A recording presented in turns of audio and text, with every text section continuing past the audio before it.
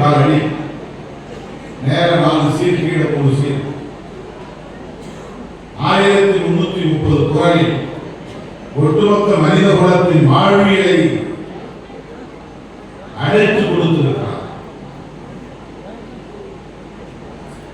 இதை படித்த தமிழ் அறிஞர்கள் வியந்து போய் எப்படி பாராட்டுவது என்று தெரியாமல் திணறி போயிருந்தார்.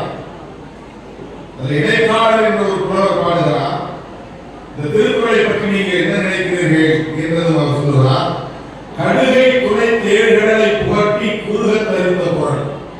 கடுகை எவ்வளவு சின்னது, அந்த கடுக துளைச்சி அதுக்குள்ள 7 கடவுடைய தண்ணீரும் கொண்டு போய் உள்ள வச்சா எப்படி இருக்குமோ அப்படி இருக்கிறது இந்த திருக்குறள்.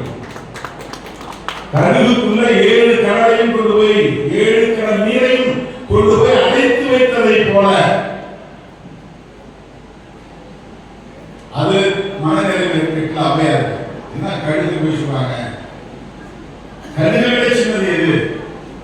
அவையார் அதை யோசிச்சிருக்காங்க. திருவள்ளுவர் காலத்தை சார்ந்த சமகாலத்தை சார்ந்த ஒரு பெண்பார் புலவர் ஔவை பாட்டி. ஔவைங்கிறது அவங்க பேர் கிடையாது. ஔவைனா பாட்டின்னு அர்த்தம், மூதாட்டின்னு அர்த்தம். அவ்வானா முதியவர் அர்த்தம். அவ்வாவுடைய பெண்பார் பெயர் தான் ஔவை. அப்பானா அம்மாங்கிறது, ஆண்னா பெண் சொல்றது இல்லையா, அந்த மாதிரியான ஒரு பெண்பார் பெயர் ஔவை. அவங்க பெயர் யாருக்கும் தெரியாது, ஆனால் ஔவையார் நம்ம அழைக்கிறோம்.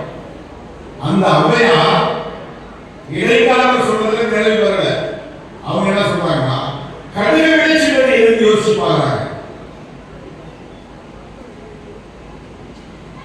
அறிவியல் அறிஞர்கள் கண்டுபிடிப்பதற்கு முன்பே ஔவையார் பயன்படுத்திய சொல் அணு என்ற சொல். அணு, அணு ஆட்டம், ஆங்கிலத்தில் ஆட்டம், தமிழ்ல அணு.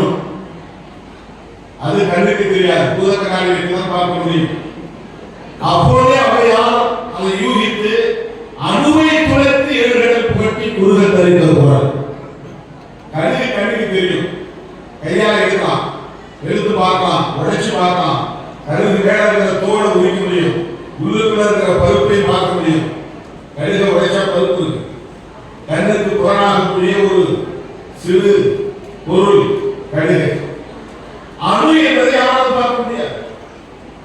அந்த அணுவை தொலைக்க முடியும். இதெல்லாம் விஞ்ஞானிகளுக்கு 8ஆம் சிந்தனை. ஏன்னா மூலக்கூறு தான் உடைக்க முடியும் ஒரு காலத்துல. மாலிகுல், மாலிகுல் கீழே கடைசி மாலிகுலே கண்ணுக்கு தெரியாது. சயின்ஸ் படிச்சவங்களுக்கு தெரியும். மாலிகுல் என்று சொல்லப்படக்கூடிய மூலக்கூறை கண்ணுக்கு தெரியாது. அதுவே உடைக்கிறது கஷ்டம். அதுக்கு பிறகு அறிவியல் வளர்ந்தது. மூலக்கூறை விடவும் நுண்ணிய பொருள் ஒன்று உண்டு, டாக்டர் அணு கொள்கை. அந்த அணுவை கண்டுபிடித்தார்கள்.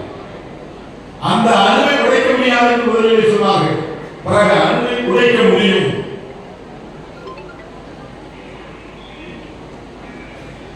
அணுக்குள்ளே புரோட்டான் இருக்கிறது, நியூட்ரான் இருக்கிறது, எலக்ட்ரான் இருக்கிறது.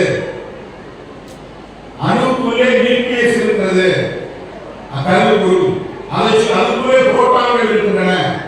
அதுக்கு மேல் விஷயம். அது விஞ்ஞானி. அதுவே கண்ணுக்கு தெரியாது. கண்ணுக்கு தெரியாத பொருளை உடைக்க முடியும். உடைத்தால் அதற்குள்ளே என்ன இருக்கிறது என்பதையும் கண்டுபிடித்து கொடுத்தாங்க விஞ்ஞானி.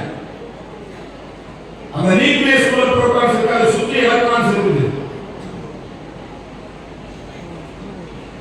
அந்த அணுவுக்குள்ளே 7 கடல் நீரை கொண்டு போய் வைத்தால் எப்படி இருக்குமோ அப்படித்தான் குரல் இருக்கிறது என்று சொன்னது ஔவை பாட்டி. இதை விட வேற என்ன சிறப்பு திருக்குறளுக்கு என்று நாம் சொல்ல முடியும்?